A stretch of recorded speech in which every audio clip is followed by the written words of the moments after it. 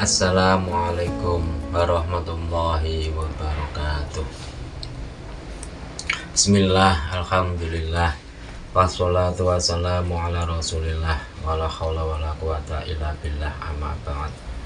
Khatutul kiram, kepada para alim, para ulama yang senantiasa kami taati fatwa-fatwanya, kepada Bapak Ibu yang saya hormati, kepada anak-anakku yang saya banggakan.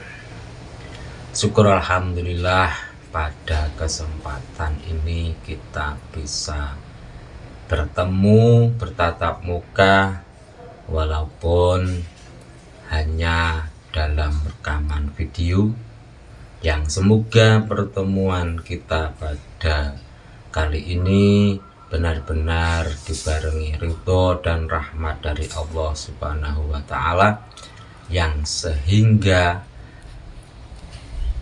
kita dalam menjalankan puasa pada hari ini benar-benar puasa kita diterima, amal kita diterima, dan mendapatkan berkah dan manfaat dari Allah Subhanahu wa Ta'ala. Amin amin ya rabbal alamin.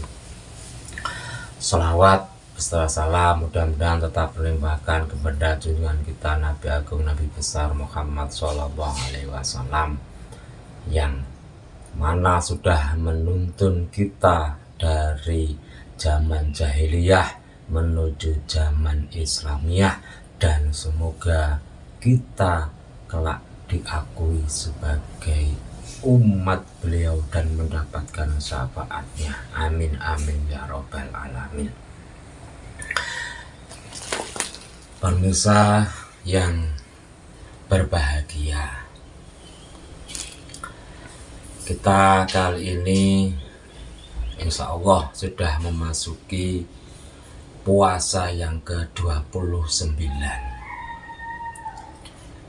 Marilah kita berdoa dulu, mudah-mudahan puasa kita diterima oleh Allah Subhanahu wa Ta'ala. A'udzubillahi minasyaitonirrajim. Bismillahirrahmanirrahim. Allahumma ja'alhu shauman maqbulan wa dzamban maghfuran. Amin amin ya rabbal alamin. Ya Allah, jadikanlah puasaku puasa yang Engkau terima dan diampuni segala dosa-dosa. Hadirin pemirsa yang berbahagia, pernahkah Anda merasakan dada yang begitu terasa sesak, padahal kita tidak sedang kena penyakit asma, karena ada sesuatu dendam yang ada dalam diri kita? Dan pernahkah Anda makan sate tapi rasanya kayak makan kayu, karena ada rasa jengkel di hati kita? Banyak hal yang menyebabkan suatu dendam itu kita merasa rugi karena ada kesalahan yang dilakukan oleh orang lain kepada kita. Kita merasa bahwa kita diperlakukan dengan tidak baik, diperlakukan zalim, dan mungkin itu hanya sangkaan kita, dan orang lain merasa menang menurut kita. Nah, dendam yang ada pada diri kita itu akan membuat kita rugi. Kenapa? Karena kita merasa bahwa kita merasa didolimi, sehingga di mana-mana, kemana-mana kita seakan-akan membawa foto orang yang mendolimi kita, walaupun hanya dalam ingatan. Dan dalam hati kita ingin membalasnya. Kalau ketemu di jalan, nanti kita mau apakan? Kalau ketemu di toko semisal atau di warung, mau kita apakan? Nah, dengan pikiran yang seperti itu, kita bisa jadi tidur tidak nyenyak, makan tidak enak, karena selalu terbayang-bayang wajah orang yang berbuat salah kepada kita. Padahal kita tidak tahu bahwa orang itu di luar sana mungkin sedang makan bakso atau mie ayam atau makan sate atau pergi ke pantai atau berenang dan lain sebagainya. Dia bersenang-senang, dia tertawa, dan kita malah yang tidak bisa makan dan tidak bisa tidur. Ini namanya suatu kerugian yang luar biasa. Nah, Imam Al-Ghazali mengatakan bahwa al-afu indal maqdirah, memaafkan walaupun kita mampu untuk melakukan pembalasan, itu adalah suatu perbuatan yang sangat terpuji. Kita memaafkan kesalahan orang lain walaupun kita mampu untuk membalasnya. Mungkin orang yang berbuat salah itu adalah levelnya di bawah kita atau setara dengan kita, maka otomatis kita mampu untuk membalasnya. Tetapi memberikan maaf itu lebih baik. Al-Quran dalam surat Ali Imran ayat 134 mengatakan, alladzina yunfiquna fis sarra'i wad dharra'i wal kadhimina al-ghaidha wal 'afina 'anil nas wallahu yuhibbul muhsinin.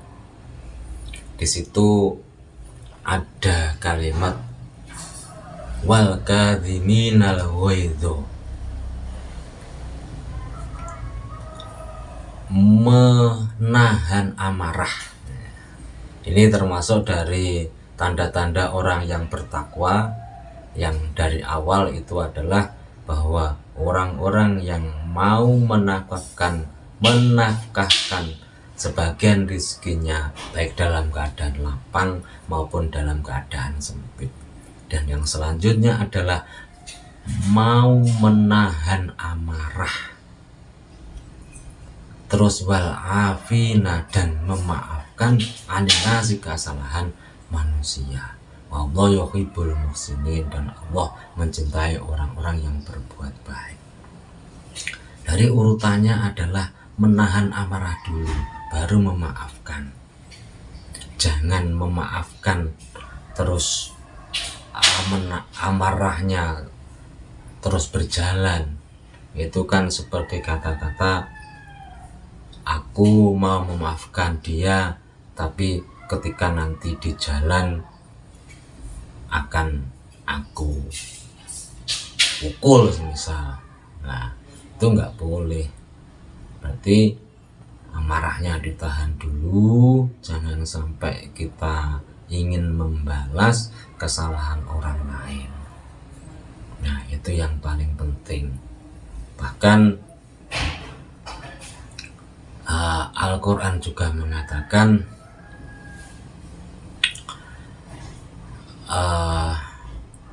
afa wa aslaha fa ajruhu 'ala Allah. Memaafkan dan berbuat baik, maka pahalanya akan diberikan langsung oleh Allah.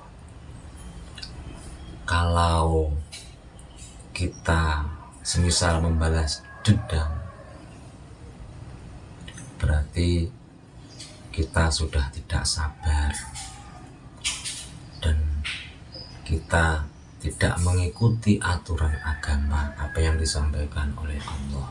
Kalau kita mau memaafkan dan tidak membalas dendam, maka Allah yang akan memberikan pahalanya. Bahkan Nabi sendiri mengatakan, ma zadallahu abdan bi'afwin illa izzan. Jadi ketika hamba itu memberikan maafnya, maka yang diberikan oleh Allah itu adalah suatu kemuliaan. Nah, pemirsa yang saya hormati, ini adalah momen dimana kita sudah mendekati Lebaran. Maka dari itu, hilangkanlah rasa dendam, rasa tidak suka kepada orang lain yang pernah berbuat salah kepada kita, dan maafkanlah semuanya itu. Kita bisa meniru sahabat ketika mau tidur itu, beliau sahabat ini mengatakan, ya Allah, jika pada hari ini ada orang yang menyakitiku, ada orang yang punya hutang kepadaku, maka hari ini aku maafkan semuanya. Nah, itulah momen yang paling indah di bulan Syawal nanti, di bulan Lebaran. Semua saling memaafkan dan nanti kita akan kembali lagi seperti bayi yang masih bersih, bayi yang masih suci, belum ada tulisannya sama sekali. Oke, mungkin itu yang bisa saya sampaikan. Sekali lagi selamat berbuka puasa dan selamat Hari Raya Idul Fitri.